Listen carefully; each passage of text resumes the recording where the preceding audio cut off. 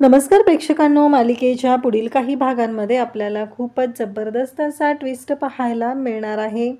कारण इकडे सूर्य आता आशाला मानाने घरी घेऊन येणार आहे. ते नक्की कशा पद्धतीनं होणार आहे त्यासाठी हा व्हिडिओ शेवटपर्यंत पहा.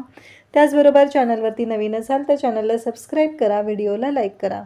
तर इकडे आता शत्रू आहे तो आलेला असतो आणि तो तेजूला म्हणत असतो की तेजू घरी चल, मी तुला न्यायला आलेलो आहे असं म्हणत तेजूची तो माफी मागू लागतो. तेजूला म्हणत असतो की घरी चल, मी नाही राहू शकत तुझ्याशिवाय असं म्हणत तेजूच्या समोर त्याने लोटांगण घेणंच बाकी असतं आणि तो तेजूला म्हणत असतो की नाही, काही झालं तरी तेजू तू विचार कर, माझं तुझ्यावरती खूप प्रेम आहे, मला आपल्या बाळासाठी हा निर्णय घ्यायचा आहे, तू घरी चल, अजिबात मी पुन्हा तुला कधीच त्रास देणार नाही, तुझ्याशी पुन्हा कधीच चुकीचं वागणार नाही असं शत्रू इकडे तेजूला बोलत असतो. अक्षरशः हात जोडून तो तेजूच्या पुढे उभा असतो.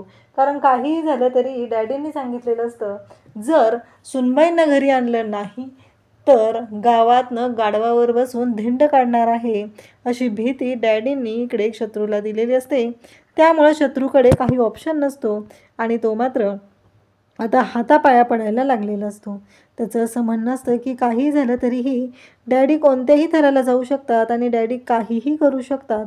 ही गोष्ट मात्र त्याच्या चांगलीच लक्षात आलेली असते आणि त्यामुळं तो प्रत्येक वेळेस म्हणत असतो की नाही, काहीही झालं तरीही आता मला हे सगळं करावं लागणार आहे आणि त्यासाठी मला डॅडींचा जो शब्द आहे तो पाळावा लागणार आहे. सगळं डॅडींनी जरी केलेलं असलं तरी तेजूला घरी घेऊन जावंच लागणार आहे. त्यावेळेस सूर्या म्हणत असतो की हे बघा शत्रू पाहुणा, काहीही झालं तरीही तेजूचा स्वतःचा निर्णय असेल. तेजू फायनली मग निर्णय घेते आणि तेजू म्हणते की मी जाते. तेजू म्हणत असते की नाही, मला माझ्या बाळासाठी हा निर्णय घ्यावा लागणार आहे. दादाला जर त्या मंजुळाबद्दल कळलं तर दादा ठेवणारच नाही आहे, वाटच लावणार आहे हे इकडे माहीत असतं, ते म्हणजे तेजूला. त्यामुळं तेजू म्हणत असते की नाही, काही झालं तरीही मला हा निर्णय घ्यावा लागणार आहे हा विचार तेजूच्या डोक्यात सुरू असतो आणि तेजू म्हणते की मी जायला तयार आहे. आता तेजूला घेऊन इकडे तुळजा सोडायला आलेली असते. सूर्याला एका कामासाठी बाहेर जायचं असतं, म्हणजे राजूला पुण्याला जायचं आहे आणि सूर्या पुण्याला सोडायला राजूला जाणार असतो. त्यामुळं इकडे आता तुळजा आलेली असते. तुळजा म्हणत असते की हे घ्या. डॅडींची मात्र घरी वाट लागलेली असते, कारण घरी स्वयंपाक व्यवस्थित बनत नसतो. चहा तर इतका घाणेरडा पद्धतीचा बनवलेला असतो आणि ती कामवाली आहे ती ऐकायलाही तयार नसते. त्यामुळे डॅडी भयानक वैतागलेले असतात आणि मग इकडे तुळजा आलेली असते. आता सुनबाई आलेले आहेत ते म्हणजे बरं झाले असं डॅडींना कुठंतरी वाटत असतं. पण इकडे डॅडी म्हणतात की तुमच्या दोन्ही आया कुठं आहेत असं ते तुळजाला विचारतात. तेव्हा तुळजा म्हणते की मी सूर्याचा निरोप घेऊन आले. कसं आहे, तेजूसाठी शत्रूने येऊन हात जोडून तिची माफी मागितलेली आहे आणि तुम्ही ते केलेलं नाही, त्यामुळं तेजूला इकडं पाठवलेलं आहे. आणि सूर्या कसा आहे तुम्हाला माहितीच आहे, फक्त छोट्या आईवरती तुम्ही हात उचलला ही गोष्ट कळलेली आहे. उद्या जर सूर्याला ही गोष्ट कळली की तुम्ही सूर्याच्या आईशी चूक नसतानाही ज्या पद्धतीनं वागलेले आहात, तेव्हा मात्र सूर्या तुमचे काय हाल करेल याचा विचार करा. हे सगळं बोलणं चाललेलं असतं आणि त्यासोबतच इकडे पाहायला मिळतं की तुळजा मात्र जे काय आहे ते स्पष्ट धडधाकटपणे बोलत असते. जराही मागचा पुढचा विचार करत नसते. तिनं मात्र बिनधास्त बोलून टाकत असते. काहीही झालं तरीही आत्ता जे काही घडलेलं असतं ते खूपच भयानक असं असतं. त्यानंतर आपल्याला पाहायला मिळतं की इकडे आता शालन जी आहे ती सूर्याची त्याचबरोबर सगळ्यांच्या डोक्याची चंपी करून देत असते. शालनने धनुच्या पण 2 वेण्या घातलेल्या असतात, भागूच्या घातलेल्या असतात आणि शालन मात्र म्हणत असते की अगं तू अजून लहानच आहे. धनुला सगळेजण चिडवत असतात, कारण धनुच्या 2 वेण्या घालून दिलेल्या असतात. त्यामुळं धनुला सगळे म्हणत असतात की लहानच आहे. त्यानंतर सगळेजण तिथं असतात. सूर्या मात्र आता चंपी करायला आलेला असतो. तेव्हा इकडे शालन म्हणत असते, सूर्या तुला माहिती आहे का, लहान असताना तो असा चंपी करायला यायचा आणि जेव्हा चंपी तेल लावेल तेव्हा म्हणायचा की नाही नाही, मुंग्या लागतील माझ्या डोक्याला, असं तुझं बोलणं चाललेलं असायचं.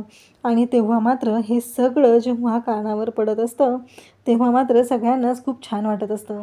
फायनली कितीतरी दिवसानंतर हा प्रसंग आहे तो सगळ्यांच्या समोर आलेला असतो. सगळेजण आनंदाने तिथे मस्त गप्पा मारत बसलेले असतात. त्यासोबतच इकडे पाहायला मिळतं की सूर्या मात्र विचार करत असतो. सूर्या म्हणत असतो नाही, काहीही झालं तरीही आत्ता हे सगळं जे काय आहे डॅडी जे वागत आहेत ते पूर्णपणे चुकीचं आहे. त्यानंतर पाहायला मिळतं की दुसऱ्या दिवशी सकाळी इकडे शालनने एक पदार्थ बनवलेला असतो. तुळजा म्हणत असते की कसं आहे आई, कितीही वेळा मी तो पदार्थ बनवण्याचा प्रयत्न केला तरी त्या पद्धतीने तो बनत नाही. असं तिचं म्हणणं असतं. त्यासोबतच इकडे पाहायला मिळतं की आता सूर्या म्हणत असतो की अगं ती इतक्या वर्षाचा अनुभव आहे ना, त्याच्यामुळं आत्याचा तो पदार्थ चांगला बनतो, असं सूर्या सांगत असतो. हे छान असं बोलणं चाललेलं असतं आणि तेवढ्यातच आता ग्रामसेवकांकडून निरोप येतो आणि सूर्याला बोलवलं आहे असं सांगितलं जातं. आता सूर्या म्हणत असतो की कशाला, तेव्हा सगळ्यांनाच तुम्हाला बोलवलेलं आहे असा हा निरोप आलेला असतो. त्यानंतर आपल्याला पाहायला मिळतं की जेव्हा हे सगळं घडत असतं तेव्हा मात्र इकडे सगळेजण तिथं असतात आणि त्याचबरोबर हे सगळं जेव्हा चालू झालेलं असतं तेव्हा मात्र त्याच वेळी इकडे सगळेजण असतात आणि मग सगळेजण आलेले असतात. तर डॅडींनी कुकर वाटप करायचं असतं, ठरवलेलं असतं. त्यांना असं वाटत असतं की आपण असं काही चांगलं काम केलं तर सूर्या आपल्यावरती इम्प्रेस होईल आणि हे सगळं जे काय आहे ते आपल्यासाठी करेल आणि आपल्याला माफ करून आपल्या बायकांना पाठवून देईल. पण डॅडींना कुठं माहिती आहे की याचे परिणाम काय भोगावे लागू शकतात.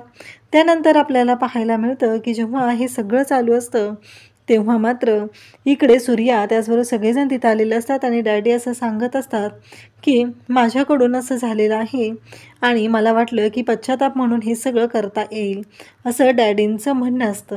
परंतु जेव्हा हे सगळं घडतं तेव्हा मात्र सूर्या म्हणतो की तुम्ही हे दाखवून दिलेलं आहे आजही की तुम्ही हेच करू शकता, कारण तुमच्या मनात बाईविषयी तेवढं प्रेमच नाही आहे, तिच्याबद्दल आदरच नाही आहे, हे तुमच्या प्रत्येक वागण्यातून दिसत आहे असं सूर्याने स्पष्टपणे सांगितलेलं असतं. तो डॅडींना म्हणालेला असतो की तुम्ही बायकांच्या शिक्षणासाठी त्यांना काहीतरी करता यावं यासाठी काही दिलेलं नाही आहे. तुम्ही फक्त अशी गोष्ट दिलेली आहे की ज्यामुळं बाई जी आहे तिच्या स्वयंपाकघराच्या बाहेर पडलीच नाही पाहिजे, असं तुम्ही केलेलं आहे असं सूर्या सांगत असतो. आणि तेव्हा मात्र इकडे पाहायला मिळतं की जेव्हा या सर्व गोष्टी घडत असतात तेव्हा मात्र डॅडींचा पुन्हा अपमान होतो. डॅडी म्हणत असतात की कसं आहे जावई बापू, तुम्ही आता ठरवलेलंच आहे ना, माझ्या बाबतीत असाच विचार करायचा आहे, त्यामुळं तर तुमच्या डोक्यात फक्त एवढेच विचार येत आहेत. तेव्हा मात्र सूर्या म्हणत असतो की हो डॅडी, तुम्ही चुकीचे वागत आहात आणि म्हणूनच हे विचार अशा पद्धतीने माझ्या डोक्यात येत आहेत, हे बोलणं चाललेलं असतं. त्यानंतर प्रेक्षकांना आपल्याला पाहायला मिळतं की उद्याच्या भागामध्ये शालन आणि आशा बोलत असतात आणि आशा मात्र बाहेरच्या घरात राहत असते. ही गोष्ट शालनच्याही चांगलीच लक्षात आलेली असते. त्यामुळं शालनने आता विचार केलेला असतो की काहीही झालं तरीही आत्ता सध्या एक महत्त्वाची गोष्ट आहे आणि ती म्हणजेच की आशाला घरात घेतलं पाहिजे. त्यासाठी शालन बोलत असते आणि शालन सूर्याला म्हणते की बाहेरच्या लोकांना तू एवढा जीव लावतो, मग घरातल्या लोकांशी असं का वागत आहे, घरातल्या लोकांनाही तेवढा जीव लाव ना, असं आशा बोलत असते. तेव्हा मात्र सूर्या म्हणत असतो की पण, आणि त्यानंतर आपल्याला पाहायला मिळतं की डॅडींनी पण एक वेगळाच राडा सुरू केलेला आहे. डॅडींच्या डोक्यात वेगळ्याच गोष्टी चाललेल्या असतात आणि त्यासोबतच इकडे पाहायला मिळतं की सूर्या आता पुढची गोष्ट करणार असतो ज्याचा विचारही कोणी केलेला नसतो. इकडे नानांच्या घरी जिमीचे मित्र आलेले असतात आणि सगळेजण बोलत असतात. छान असं सेलिब्रेशन चाललेलं असतं आणि तो त्याच्या मित्रांना सांगत असतो की कुठे 4 माणसात घेऊन जाईल अशी लायकीच नाही आहे तिची, फक्त मी तिच्या भावाल्यामुळं हे केलेलं आहे, नाहीतर तिला कधीच मी घराच्या बाहेर काढलं असतं, कारण तिची ती लायकीच नाही आहे, ती माझ्या योग्यतेचीच नाही. तेव्हा मात्र इकडे धनूला खूप वाईट वाटलेलं असतं आणि धनू मात्र खूपच रडायला सुरुवात करते आणि इकडे शालन आता सूर्याकडे आलेले आहे आणि सूर्याला सांगत आहे की घरातल्या माणसांनाही तू आत घेऊन ये, कधीतरी त्यांची बाजूही समजून घे.